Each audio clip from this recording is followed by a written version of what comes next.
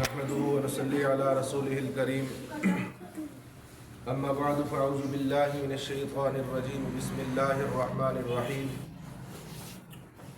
الذي خلق الموت والحياة ليبلوكم أيكم أحسن عملا صدق الله العلي العظيم۔ قرآن مجید میں اللہ تعالیٰ نے ارشاد فرمایا الذی خلق الموت والحیات، اللہ نے موت اور حیات، موت اور زندگی کو اس لیے پیدا کیا، اس لیے بنایا لِيَبْلُوَكُمْ أَيُّكُمْ أَحْسَنُ عَمَلًا، تاکہ وہ تمہارا امتحان لے، آزما لے کون اچھے عمل کرتا ہے۔ تو ہم نے اپنی زندگی کے تمام اعمال میں اس بات کو مد نظر رکھنا ہے کہ کل جب اللہ کے حضور ہم پیش ہوں گے تو ہمارا امتحان ہوگا اور ہمارا جو ہے وہ رزلٹ ہوگا۔ امتحان، یہ دنیا ہے ہی دار الامتحان، امتحان کا گھر ہے، امتحان کی جگہ ہے۔ تو جس طرح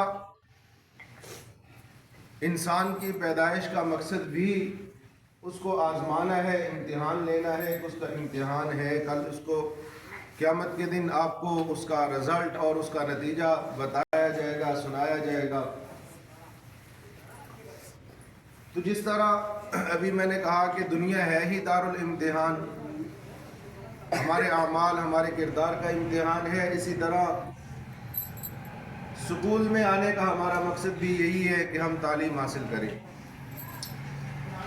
اور اگر ایک بچے کو پڑھاتے رہے اس سے پوچھے ہی نہ کہ وہ کیا پڑھ رہا ہے، صرف اس کو بس پڑھاتے جائے تو کیسے پتہ چلے گا کون سا بچہ پڑھ رہا ہے، کون جو ہے وہ ٹائم پاس کر رہا ہے، کون کیا کر رہا ہے۔ تو اسی ضرورت کے پیش نظر اسکولوں میں بھی امتحان ہوتے ہیں۔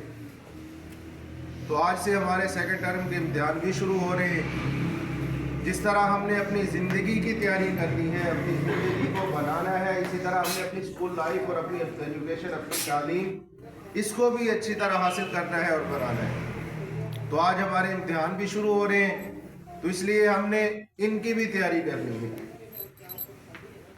ضروری نہیں کہ ایک بچے کو سارا کچھ آتا ہے اور وہ پیپر میں جائے اور وہی لکھے، نہیں، اس کے لیے تیاری کرنی پڑے گی۔ اکثر بچے کہہ دیتے ہیں جی ہمیں یاد ہے، ہمیں آتا ہے، لیکن جب سن لو، لکھوا لو، فوراً بھول جاتا ہے۔ تو اس کے لیے بار بار پڑھو، یاد کرو، پریکٹس کرو، جتنا یاد کرو گے اتنا زیادہ پختہ ہوگا۔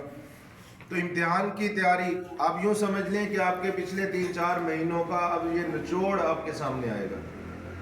جو کچھ آپ نے 3-4 مہینوں میں پڑھا، اب اس کا امتحان ہو رہا ہے تو آپ کا سارا پتہ چلے گا کہ انہوں نے 3-4 مہینوں میں کیا کیا ہے۔ تو اس لیے یہ ایک ہفتہ امتحانوں والا آپ کے لیے بہت زیادہ اہم اور ضروری ہے۔ اس میں اپنا ایک شیڈول بنائیں، چارٹ بنا لیں اور اپنے اوقات اس کو تقسیم کر لیں کہ میں نے اس وقت یہ کام کرنا ہے، اس وقت یہ کام کرنا ہے، اتنا وقت تعلیم اپنی جو ہے وہ سبق پڑھنا ہے، یاد کرنا ہے۔ تو اس میں آپ کو آسانی ہوگی۔ اور پھر امتحان کے اندر بھی جب آپ کا پیپر شروع ہو جائے تو اس وقت اکثر بچے کیا کرتے ہیں، فوراً پیپر لیا اور لکھنا شروع کر دیا، بس نہیں، بلکہ سب سے پہلے آپ نے جب پیپر لے لیا، آپ کے پاس آ گیا، تو اس وقت آپ نے اس کو اچھی طرح پڑھنا ہے۔ پہلے نہیں سمجھ آ رہا، کھڑے ہو جائیں، سوال پوچھ لیں، سوال جو نہیں سمجھ آ رہا۔ جب اچھی طرح آپ کو پیپر پڑھنے کے بعد سارا پتہ چل جائے کہ اس میں یہ سوال پوچھے گئے ہیں، شروع والا 15-20 منٹ، آدھا گھنٹہ جو آپ اس کو اچھی طرح سمجھے پہلے کہ پوچھا کیا جا رہا ہے۔ اکثر بچے بس صرف سوال شروع سے دیکھا اور ذہن میں ہوتا ہے وہ کتاب میں ہم نے یہ سوال پڑھا تھا، سیم وہی سوال ہوگا۔ نہیں، وہ اس طرح نہیں ہوتا، بلکہ کبھی سوال تبدیل کیا ہوتا ہے، کبھی سوال آپ نے کتاب میں پڑھا ہوتا ہے لیکن ہوتا وہی سوال ہے، لیکن سمجھنے میں آپ کو غلطی لگ جاتی ہے اور آپ اور کچھ لکھ کے آ جاتے ہو۔ آپ اپنے ذہن کے مطابق وہی لکھ کے آتے ہو کہ میں صحیح لکھ رہا ہوں، لیکن جب رزلٹ آتا ہے، نتیجہ آتا ہے، تو پتہ چلتا ہے میں نے تو جو لکھا تھا وہ ہے نہیں۔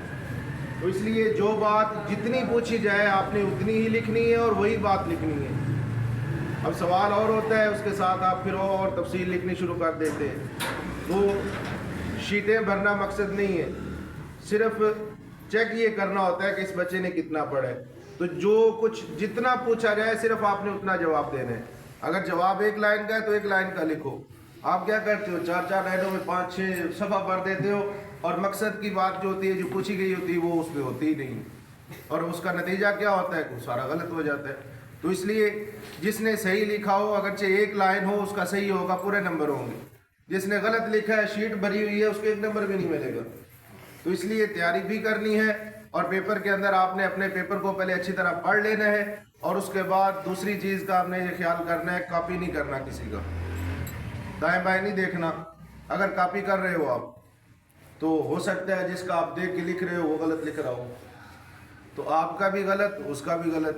تو اس لیے جو کچھ آتا ہے خود لکھنا ہے, کسی سے پوچھنا نہیں, کسی کی کاپی نہیں کرنی. تو اس چیز کا سارے خیال کریں گے. باقی جو بھی باتیں ہوں گی وہ آپ سے ہوتی رہیں گی پیپر کے دوران بھی. اللہ عمل کی توفیق دے.